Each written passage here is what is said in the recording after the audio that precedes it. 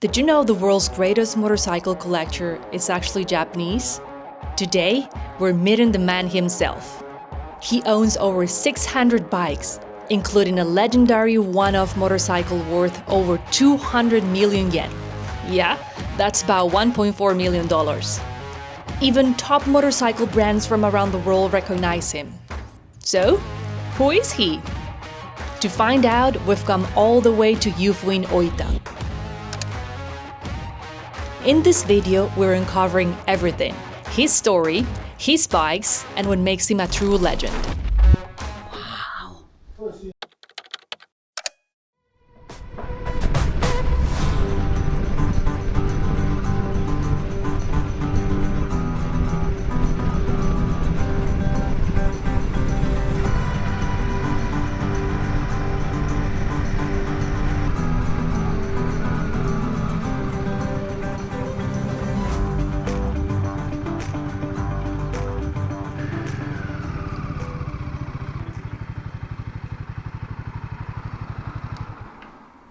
Look at this place here. There's already a whole lot of things.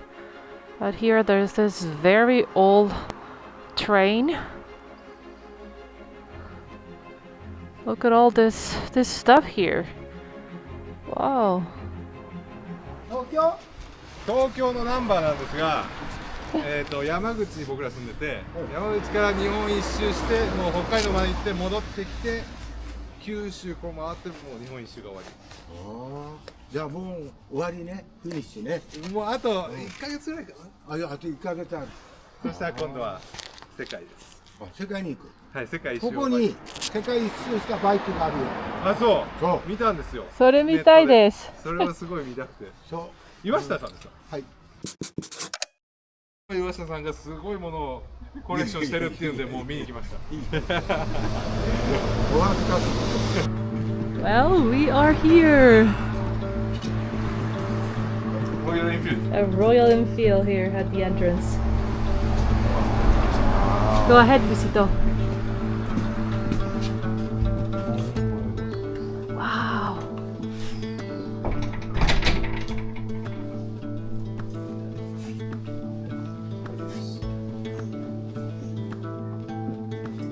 Kawasaki.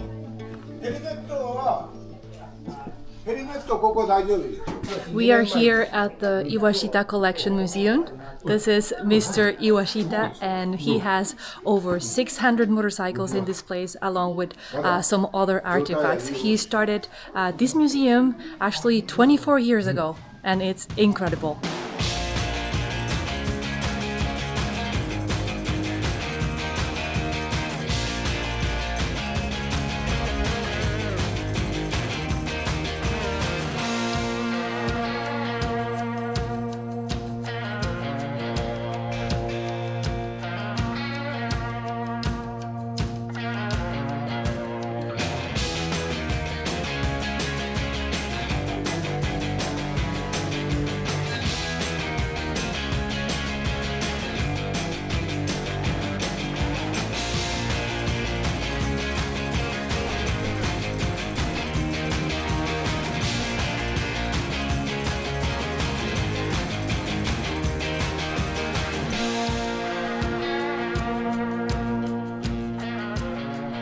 There are so many things here, there's barely any more space to put stuff on the walls or anywhere actually.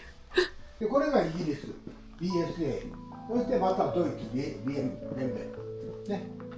これ置くところがなくてここに置いてるんですよ。 This motorcycle here was used at hospitals. I'm not sure it was kind of a ambulance motorbike or it was something the doctors use to go from one place to another, but anyways, used at hospitals. Look at that. Fighter. This motorbike you see here is actually one of the 250 motorbikes that were built by Triumph to commemorate Princess Diana's wedding.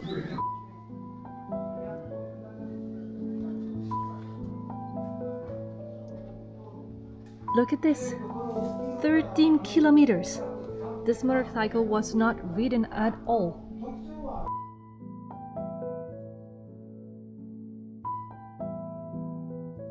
Ah, これが うん。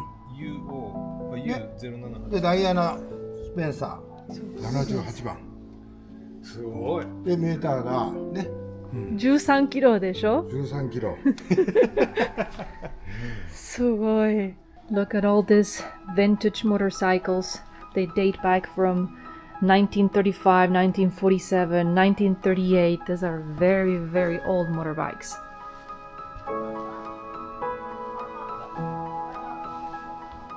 You guys, the first motorcycle ever made in Japan.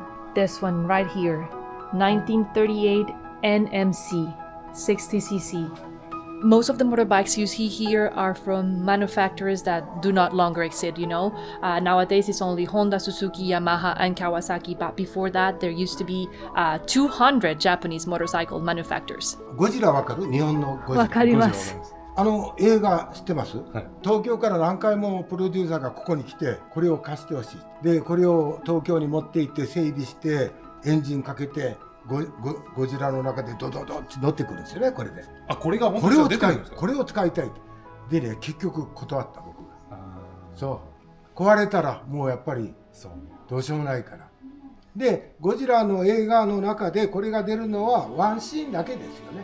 だから断った、ずっとこれがずっと最後まで出るんだったらもうちょっと貸したかもしれない。 First Honda's motorbike. そう1947年で車ではこれが最初。ホンダの一番最初の車？これは本田宗一郎。僕の尊敬する本田宗一郎。Honda's first Super Cup model. そうそうそう。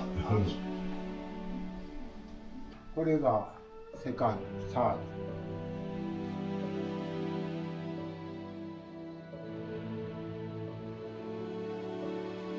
もうここらはないですよ。このバイク日本にも本当にないね。でこれになるんですよ。これが4番目。これが最初のスポーツカーホンダの001よ。すごいでしょ。そこの下にあるよ。これ置いてるんですね。置いてる。誰にも僕は話さない。高橋邦光ね、ライダーでホンダのレーシングでホッケンハイム、ドイツのホッケンハイムでチャンピオンになった。高橋邦光さんがホンダからもらったこう盾、世界で一つしかないよ。ほら国光高橋って書いてある。でそれを高橋さんが僕にプレゼントしてくれる。で高橋邦光さんが、今度はバイクから自動車にレース変わったんですよ、チェンジして。その時のレーシングスーツ、ヘルメット、シューズもプレゼントしてくれる。これ日産自動車のバイク。日産バイク作ってたんですか？そう。ダットさんあるじゃないですか。そう、これダットさん。ここ見て、日産。ここに。ね、日産よ。はバイク作ってた。I had no idea Nissan used to build motorbikes. Wow.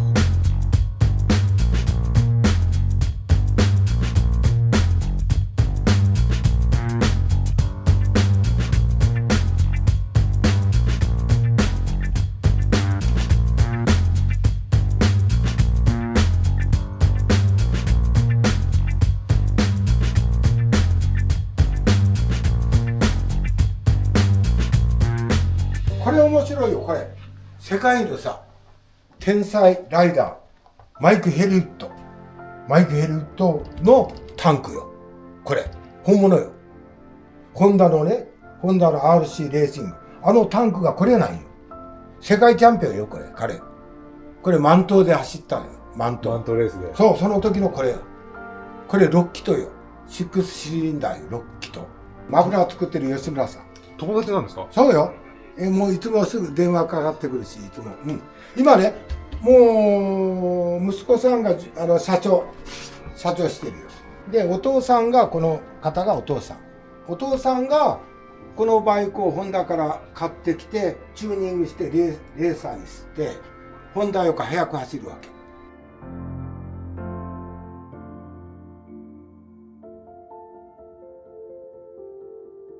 ホンダよく速いんですよ、この吉村レーサーが。で、これはもう世界でこの1台しか残ってないんですよ。これは本当にレースで走ったバイク？そうそうそう。このファミリーはここにいつも来るよ。よく電話かかってくるしね、一緒にご飯食べ行ったりするよ。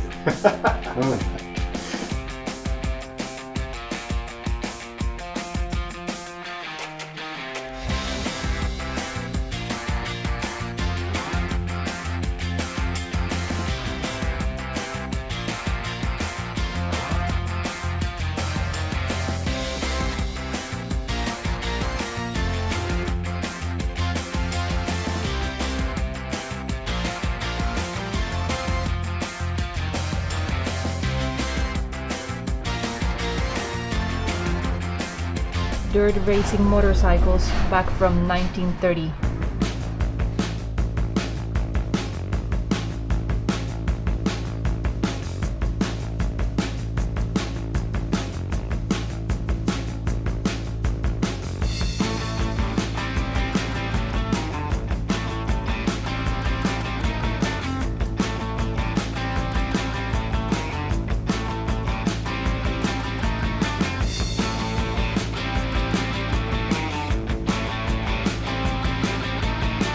They Bridgestone motorcycles. They don't build motorcycles anymore.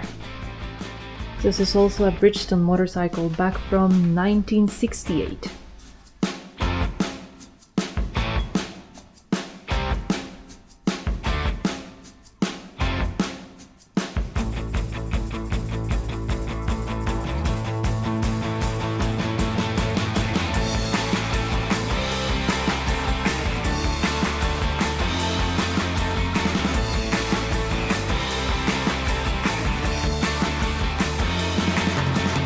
Back in the 1990s, when Mr. Iwashita started his motorcycle collection, there was no museum of Honda, Suzuki, Yamaha, or Kawasaki at all. Nowadays, well, there are, like the ones we visited in Hamamatsu, but it's incredible that at that time, he was basically the only person with such a big collection of motorcycles, and he did it all on his own.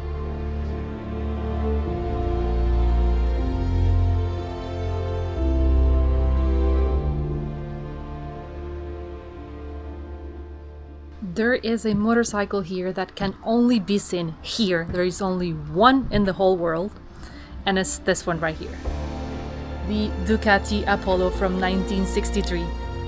This motorcycle here was Ducati's first attempt to build a large motorcycle for the US market to compete against the Harley Davidson. Unfortunately, there were some overheating and tire durability problems due to its power, so there was only one prototype built, and this one right here.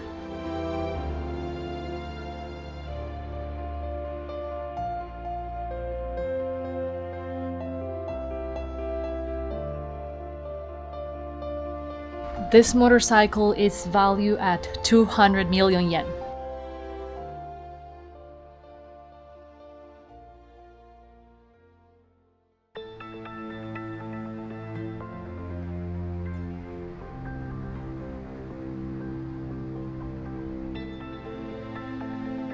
This Honda Baja motorbike here belongs to a Japanese guy who went around the world on this exact motorcycle. It took him 3 years and 7 months to do the whole trip. He visited 106 countries and he rode for a total of 215,000 kilometers. That's the guy who did it. He started in 1996. This is the map of the route he did. Started from Japan, going to the Americas all the way to Alaska, guess then South America, and then Europe and Africa.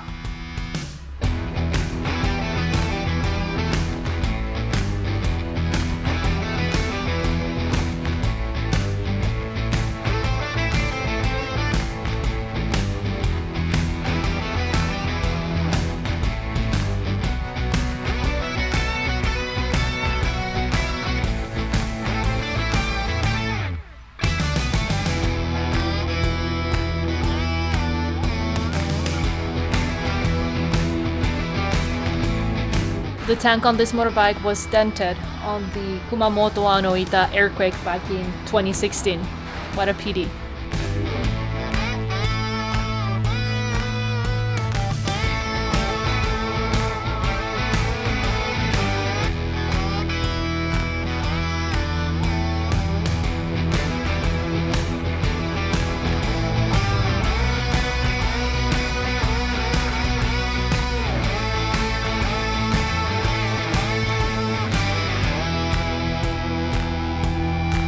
Look at this old Harley Davidson from 1917. That's a 1200cc engine packed in this small body. Incredible.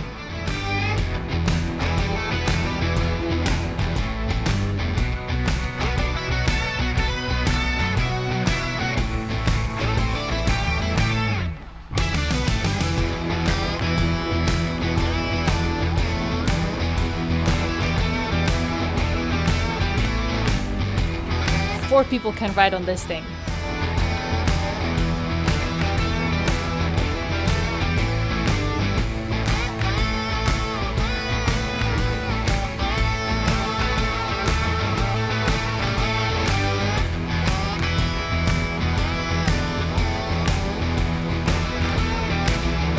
Sidecar from Harley Davidson. This thing is huge. Look at that.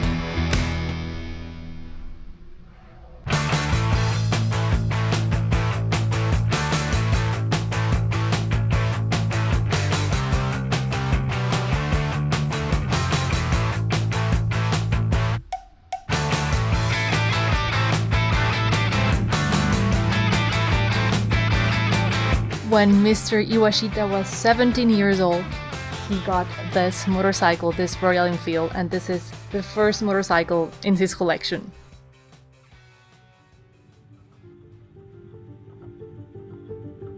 Mr. Iwashita, when he was about 30 years old, he had this dream of becoming the #1 collector of motorcycles in the world.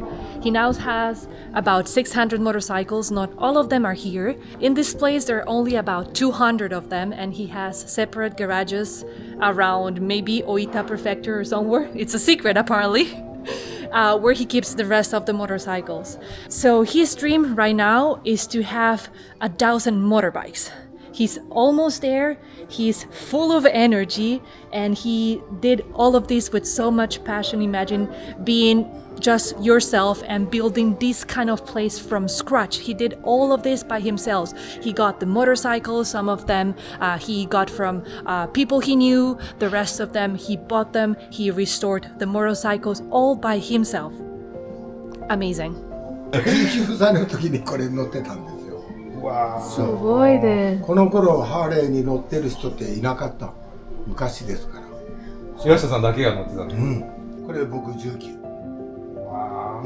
今じいさんになってしまったけど。これは何年のバイクなんですか？1946年。戦後じゃない、もう戦後すぐじゃない、ミリタリーこれ。軍用車。ほら、箱になってて、ね、戦場を走るのに、埃とか水とかが、このキャブに入らないように箱になってるんです。サイドバルブですよ。これ味があって面白い。で、猫の顔してるでしょ。キャッツアイメーター。猫の目。キャッツアイメーター。すごい。だからこれがもう、これもう純正でこういう感じだったね。そう。ハンドチェンジ。ハンドチェンジ。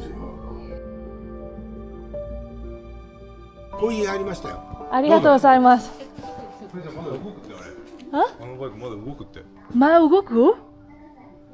すごいね。1946年でしょ。僕が1950年なんです。僕より4つ先輩なんです。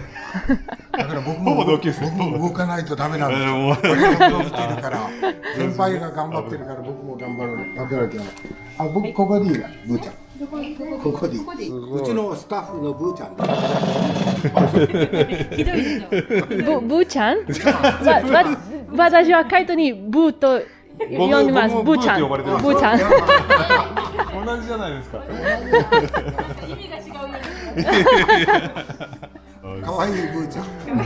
こっちは可愛くないブーちゃんなんです。ホンダと鈴木と山に行ってきたんですよ。全部行ってきたんですけど、あれよりも持ってるらっしゃるんですよ。だからホンダが買いに来た、ここに売ってほしいって、持たないから。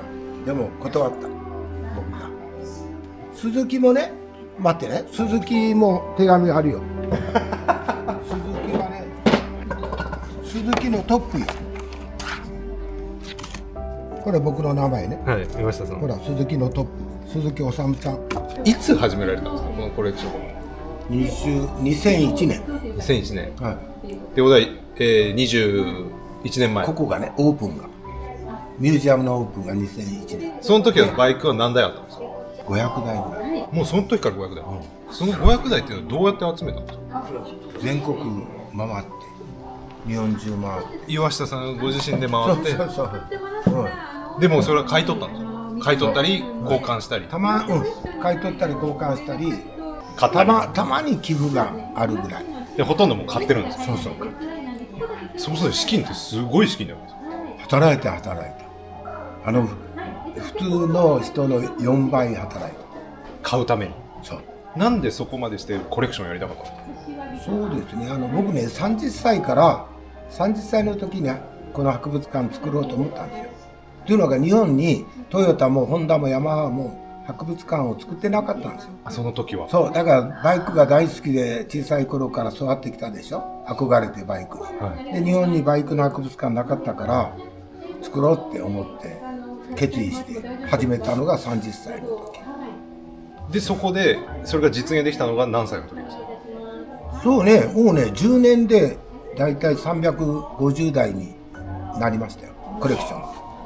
それ今の目標はどこなんですかもう、これ以上増やそうと思ってますか。そう、1000台ね、今600台からあと400台プラスすれば1000台でしょ。で、イタリアとかアメリカとかイギリスとかいろいろ行ってきたんですけど、100台とか200台のコレクターはいるんですよ。はい、アプリリアとかイタリア行ったらアプリリアとかドゥカティのデーラーの社長がコレクションしてるんですよ。はい、そういうのは見てきた。だけどやっぱり500台とかなるともういないですよね。その領域はいないですよね。でも世界1位じゃないですか。いやでもね、まだ僕が知らないだけでどこかにいると思うんですよ。だから気を緩めずに600台で天狗にならずに謙虚に大谷みたいに謙虚にして1000台に向けて挑戦を世界一の、それは世界一のバイクのコレクターになる。そうです。わあ、かっこいい。でやっぱり量と質とどちらも伴わないとダメなんですよね。台数だけだったら僕2000台でも3000台でも集められると思うんですよね、その倉庫があれば。でも意味がないですよね。やっぱり中身ですよね、と量とどちらも充実しないとダメなんで、それは常に心がけてるんですよ。だからいらないものは一切持ってこないんですよ、ここにはね。ルカティ社から僕招待されたんですよ。なぜならアポロを持ってるから。アポロっていうバイクは L 型4気筒なんですよ。世界に1台しかない。1台だけもうワンメイクなんですよ。で作ったドゥカティ社が持ってなくて、そのドゥカティ社はそんなモンスターバイクをなんで開発したかって言ったら、アメリカのハーレー・デイビッドソンの白バイの市場に投入するために社運をかけて開発したんですよ。もともとイタリアのバイクって小排気量なんですよ。小さい排気量のバイクが多いんですよ。はい、でドゥカティ社がそんな思い切った1260ハーレーを超える排気量で、ハーレーは V ツインでしょ。ドゥカティ L 型は4気筒ですよ。なんでそんな大きいバイク作ったら、やっぱりハーレーを超えないとアメリカで売れないから、そのバイクを1台だけプロトタイプで試作したんです。で当然アメリカの販売代理店バリナー社にそのサンプルを送ったんですよ。で結局その後1台で終わったんですよ、試作車で。量産しなかったんで、ここのバリナー社の倉庫に一旦眠ったんですよ。それが30年とか40年経って、もう代が変わったんでしょうね。倉庫を片付ける時期が来て全部片付けたんですよ。奥からなんかおかしなバイクが出てきた1台で、なんかロサンゼルスのバイク屋さんに売られたんですよ、ヴィンテージバイクショップに。で売られて、そこが引き取ってきた時にたまたま名古屋の僕の友人がロサンゼルスをバイクを見る旅行をしてたんですよ、3、4人で。でたまたまそれと遭遇したんですよ。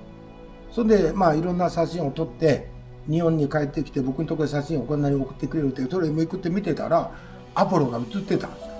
で僕はアポロの開発のストーリーを知ってたんですよ。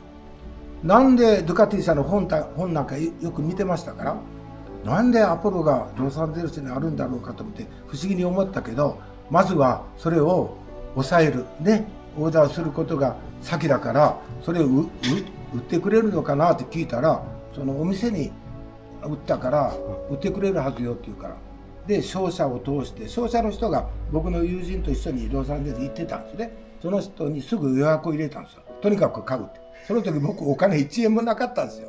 本当になかったんですよ、お金。っていうのが、バイクをもうずっと300ね台とかもう買ってたから、お金ないんですよ。もう稼いだ金全部バイクに消えて。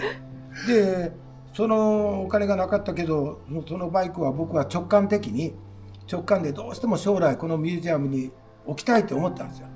そういう衝動がもうどうしてもうそれはね揺るぎのないものになったんで、お金ないけど抑えたんですよ。買うと間違いなく買うから、もう誰も売らないでくれって。だから分かったということで、それからね僕会社を経営してたんですよ。で社員30人ぐらいいたんですよ。で会社の一番大きいプレス機械っていう機械を売ったんですよ。であと足らないからかき集めて、でさらに足らないのは銀行からお金を借りて、全部合わせてロサンゼルスに送ったんです。そこまでして。そう。ドゥカティはいくらしたんですか？高かった。それは誰にも言ってない。未だに誰にも言ってない。言ったら夢がなんかもう夢がなくなるから。そうだけど金額が分かったら面白くないんで。でも僕が買った中で一番高かった。もうだから大変でした。I'm so glad we got to visit this place. Mr. Iwashita is a great guide and he has an awesome collection. Honestly, thank you so much for building this place because it was just incredible seeing this super old motorcycle. It was amazing. I hope you guys enjoyed this video, and if you did, please don't forget to give it a big thumbs up and also subscribe down below to our channel. See you in the next adventure. Ciao! Ciao! You guys, there are motorbikes even in the toilet area here. Look at that. This is the main toilet, by the way.